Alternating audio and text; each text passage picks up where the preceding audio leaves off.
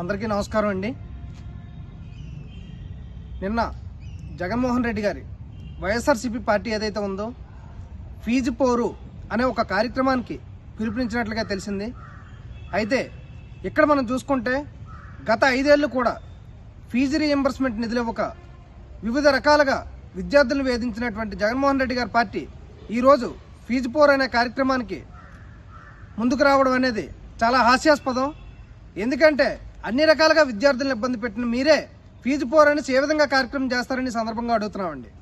అయితే ఇక్కడ ఒకటి, నిన్న జోగి రమేష్ గారు మాట్లాడుతూ ఈరోజు విద్యార్థులు కానీ ఉద్యోగులు కానీ లేదా పేదవాళ్ళు ఎవరైతే ఉన్నారో వారందరికీ కూడా చదువు అనేది వైఎస్ రాజశేఖర రెడ్డి గారు పెట్టిన భిక్ష అని అంటున్నారు.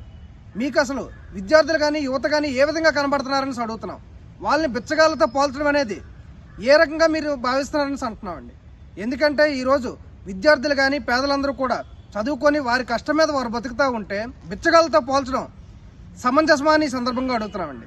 ఇక్కడ చూసుకుంటే గత 5 సంవత్సరాల్లో కూడా జగన్మోహన్ రెడ్డి గారు వైఎస్ఆర్సీపీ పార్టీ ఏదైతే ఫీజు రియంబర్స్మెంట్ విధానం ఉందో దాన్నే విద్యా దీవెన అని పేరు మార్చి విద్యార్థులందరినీ కూడా ఏదో మభ్యపెట్టి చేయడం జరిగిందండి.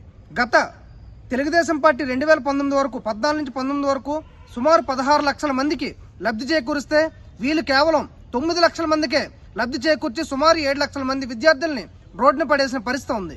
దీంతో పాటు సుమారు 4 విడతలు విద్యా దీవెన ఏదైతే ఉందో ఇదంతా కూడా ఎగ్గొట్టడం జరిగింది. ఇదంతా చూసుకుంటే గత ప్రభుత్వంలో సుమారు 4,221 కోట్ల బకాయిలు పెట్టడం వల్ల విద్యార్థులందరూ కూడా రోడ్డున పడ్డారు. ఈరోజు శ్రీకాకుళంలో చూసుకుంటే 2020 సంవత్సరంలోనే ఒక మహిళా విద్యార్థి ఆత్మహత్య కూడా పాల్పడడం జరిగింది. ఆవిడ ఆత్మహత్య యత్నం చేసుకోవడం జరిగిందండి. అలాగే వివిధ కళాశాలలో విజయవాడలో కానీ లేదా చిత్తూరులో కానీ వివిధ కళాశాలలో సుమారు వీళ్ళు ఫీజు బకాయిలు పెట్టడంతో విద్యార్థులందరూ కూడా బయటను పడేసి హాల్ టికెట్స్ కూడా ఇవ్వని పరిస్థితి చూసాం.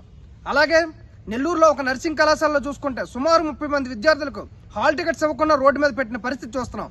ఇవన్నీ కూడా జగన్మోహన్ రెడ్డి గారి ప్రభుత్వానికి ఆ రోజు కనబడలేదా అని అడుగుతున్నామండి. ఈ రోజు మీరు నిజంగా ఫీజు పోరు కానీ చేయాలనుకుంటే మీరు పెట్టిన బకాయిల మీద చెప్పడానికి చేయండి. మేము బకాయిలు పెట్టాం, మా వల్ల విద్యార్థులందరూ కూడా రోడ్డున పడ్డారని తెలియజేయడానికి ఫీజు పోరు చేయాలని ఈ సందర్భంగా తెలియజేస్తున్నామండి. ఆ రోజు జగన్మోహన్ రెడ్డి గారు పెట్టిన బకాయిలు 4,221 కోట్లలో ఈరోజు తెలుగుదేశం పార్టీ ప్రభుత్వం 988 కోట్ల రూపాయలు బకాయిలు తీర్చి చాలా మంది విద్యార్థులకు సర్టిఫికెట్స్ అందే విధంగా కూడా చేసిందని సందర్భంగా తెలియజేస్తున్నామండి. జగన్మోహన్ రెడ్డి గారి ప్రభుత్వానికి ఏమాత్రం విద్యార్థుల మీద సిద్ధశుద్ధి ఉన్నా మీరు పెట్టిన బకాయిల మీద మీరే ఫీజు పోరు చేయాలని ఈ సందర్భంగా తెలియజేసుకుంటున్నామండి. Thank you.